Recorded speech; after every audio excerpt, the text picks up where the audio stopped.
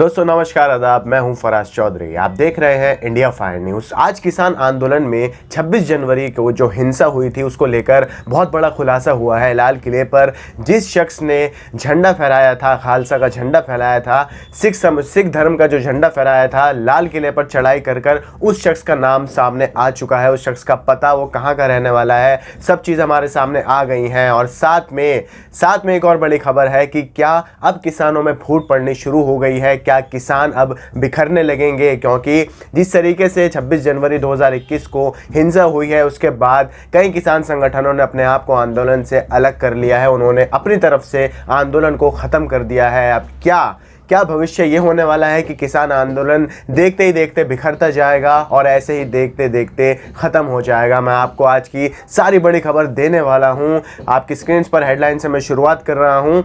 दिल्ली उपद्रव पर एक्शन, किसान नेताओं के खिलाफ लुकआउट नोटिस जारी। किसान नेता युद्धवीर ने हिंसा पर मांगी माफ़ी। दिल्ली पुलिस ने कई किसान नेताओं को लुकआउट नोटिस जारी कर दिया है। लुकआउट नोटिस जारी करने का आदेश मिनिस्ट्री ऑफ होम अफेयर्स यानी गृह मंत्रालय द्वारा दिया गया था। गृह मंत्री अमित शाह द्वारा दिया गया था कि 20 किसान नेताओं को कम से कम लुकआउट नोटिस भेजा जाए और उनसे रीज़न पूछा जाए। रीज़न किस चीज़ का, मैं आपको आगे बताने वाला हूँ।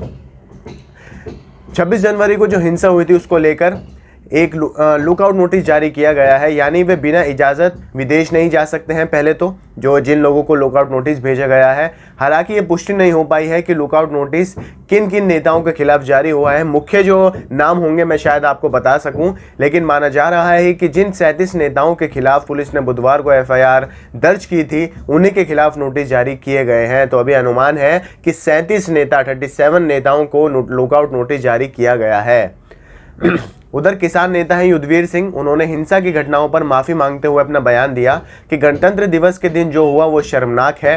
मैं गाजीपुर बॉर्डर के पास था, जो उपद्रवी वहाँ घुसे उनमें हमारे लोग शामिल नहीं थे। फिर भी मैं शर्मिंदा हूँ और 30 जनवरी को उपवास रखकर हम प्रायश्चित करेंगे। अब देखिए, बात यहाँ बैलेंस बनाने की है।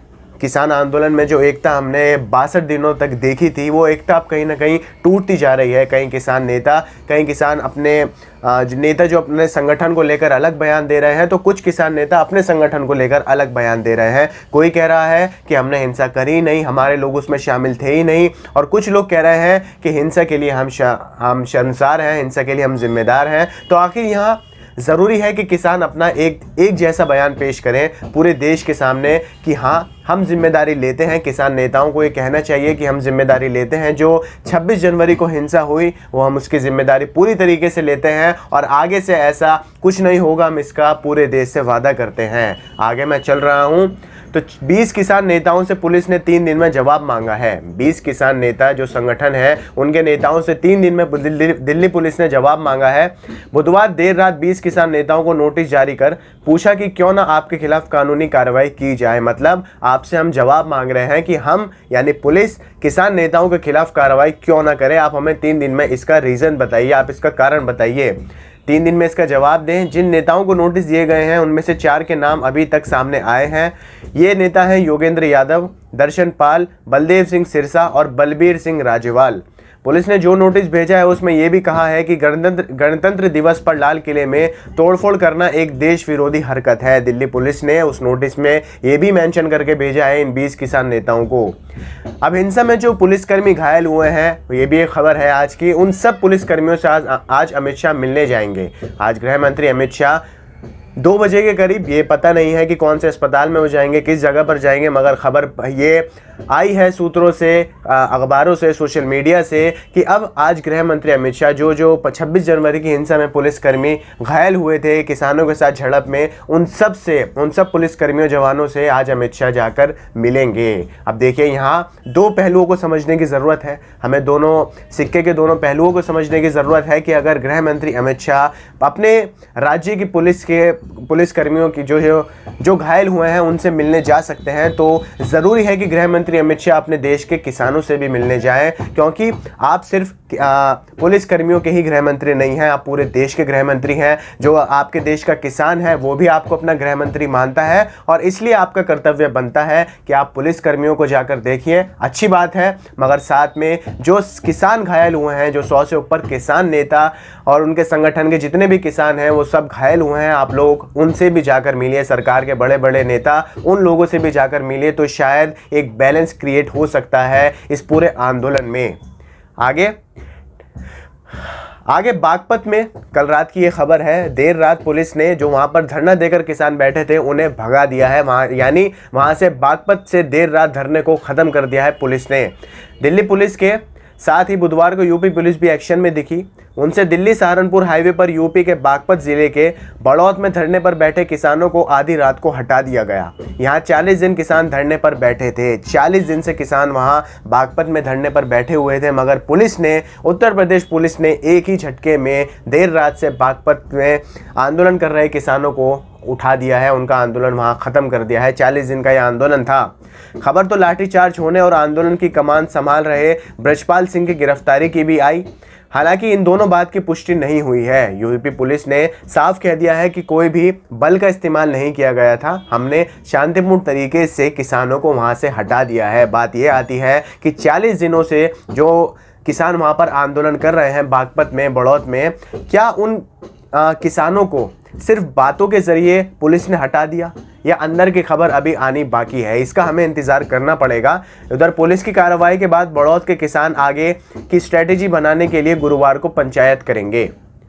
दिल्ली हिंसा के बाद बिखरता जा रहा है किसान आंदोलन। ये बहुत अहम खबर है दोस्तों, क्योंकि किसान आंदोलन को हमने देखा 62 दिन से जिस तरीके से आंदोलन एकजुट होकर आगे बढ़ रहा था, गाजीपुर बॉर्डर हो, सिंगू बॉर्डर हो या टिकरी बॉर्डर हो, जिस तरीके से एकता के साथ किसान अपने इस आंदोलन को आगे लेकर चल रहे थे, आज वो आंदोलन बिखरता दिखने लगा है। क्योंकि दिल्ली में जो हिंसा हुई 26 जनवरी को 2021 को, उस हिंसा के बाद किसानों में फूट पड़ने लगी है, किसानों में अब एकता खत्म होने लगी है। कई किसान संगठन अपने आप को अलग करने लगे हैं। मैं आपको अंदर की खबर बता रहा हूँ।